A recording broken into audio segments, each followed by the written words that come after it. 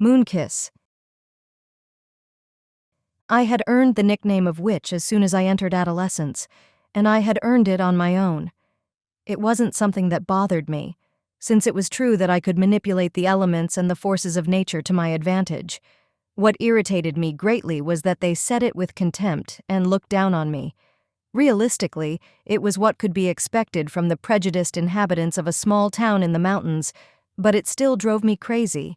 In order to get away from the scrutinizing eyes and carry out my supernatural activities in complete tranquility, I settled in the middle of the forest.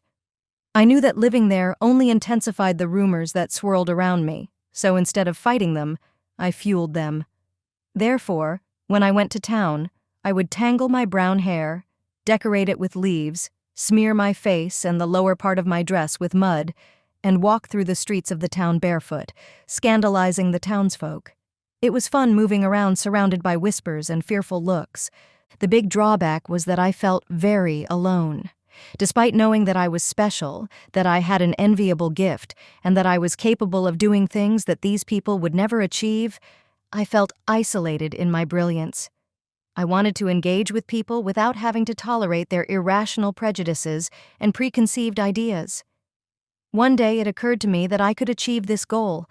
I just had to invent a spell that would allow me to lower my neighbors' defenses so I could enjoy a pleasant time with them.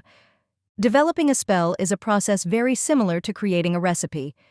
A good witch knows precisely how the instruments of nature combined with paranormal energies can affect the mood of human beings. The 4 elements are the base ingredients for each spell. Earth speaks of matter, the foundation from which to start. Water is the connector that mixes everything, the wind gives it a supernatural breath, and fire is the spark that ignites. The other ingredients to achieve my desired spell were quite basic and obtained with relative ease. Hair from the town's inhabitants, beer, rose petals, and other items. But like any good recipe, it needed a key seasoning that would set it apart from the rest. In this case, it was a very special ingredient, and it would be a challenge to obtain it. The first chaste and innocent kiss between 2 young virgins. Capturing the essence of this act of love, shared under the moonlight, was essential to succeed in my mission, and for that, I had to make use of my wide range of magical resources. The great difficulty was that in such a small population, innocent virgins were not abundant. There were a few potential candidates, and after a cold assessment, I chose the slender, pale daughter of the blacksmith and a young man from another town with shoulder-length brown hair whom the innkeeper had adopted to help him around the stable. Because, for the kiss to be effective, it had to be spontaneous, I had to do a fine job creating casual occasions for the couple to connect and fall in love. When I considered that the affection between the 2 was sufficient, it was time to take action. One foggy night, I bewitched both teenagers so that during the witching hour, they would leave the protection of their beds and go into the thick of the forest. Watching each step of the couple, I could see how they both slid, almost floating in their flowing white nightgowns, guided by the spell. Arriving at a moonlit clearing, I lifted the enchantment, allowing them to act independently. The surprise of seeing themselves in that place, without knowing how they had gotten there, was great. But I had many magical resources at my disposal, and I didn't waste time, deploying all my strategies so that no one would concentrate on what was happening and think only of love. The moon greatly favored me with its powerful, intoxicating rays, which made the vision the youngsters had of each other at that moment splendid. With the dim lighting, the adolescents seemed to shine, and their soft, smooth skin seemed inviting to the touch. For this reason, magnetized by their beauty, they moved away from the trees until they were only a foot apart.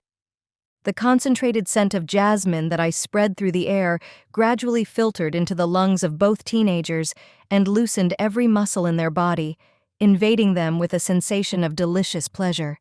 Their bodies drew closer until there was no space between them, each breath mingling with the others. Finally, resting my hands on the ground, I sent them my latent desire, the vital life force that began to tickle the soles of their feet and went up through their entire bodies until causing both faces to finish making the journey that was left to seal their love in a tender kiss. This gesture released a powerful cosmic energy, exactly what I needed to carry out my spell and which I excitedly collected in my supernatural bowl. Once the last ingredient was collected, I mixed everything and finished the spell that I had planned for so long. Knowledgeable as I was about the supernatural, I was aware that the cycles were connected, that there was no magic without energy, and that my spell required a moon as charged as the moon that night to take effect. I patiently waited for a full moon cycle. I was anxious and afraid that it hadn't worked. Even so, I did not lose hope, and I was excited to think about what it would be like when the next moon arrived. The awaited night was near, and when the witching hour began, I was already on my way to the town, praying that my ancestors would aid me in casting the spell. The wind brought me the first evidence that something had changed. I had not yet left the forest when I could already hear the noise of music, laughter, and singing slipping through the trees. Without a doubt, that was a good sign, and I had to control my excitement and my desire to start running. The vibration of the earth confirmed my impression that something singular was happening.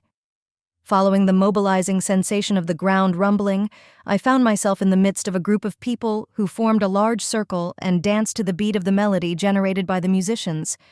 It was challenging to process, yet it was becoming increasingly evident that my spell had indeed worked.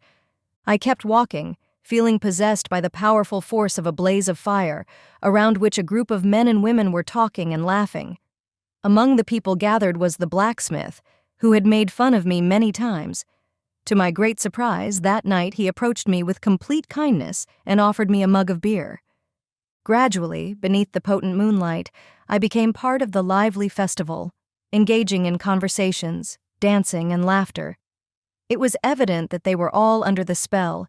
They had been kissed by the moon, and through its rays, it had given them the necessary madness to release their emotions and break down the self-imposed barriers. It was the most magical night of my life. I felt that for the first time, all the elements aligned to create a perfect harmony. I laughed, sang, and danced until my strength was exhausted, and in that glorious moment, I was happy. I knew that this wouldn't last long. Once the moon lost its life force and the spell ended, everything would change. It was consoling to know that the magic of that night would repeat itself in the next cycle, and hopefully for many more full moons.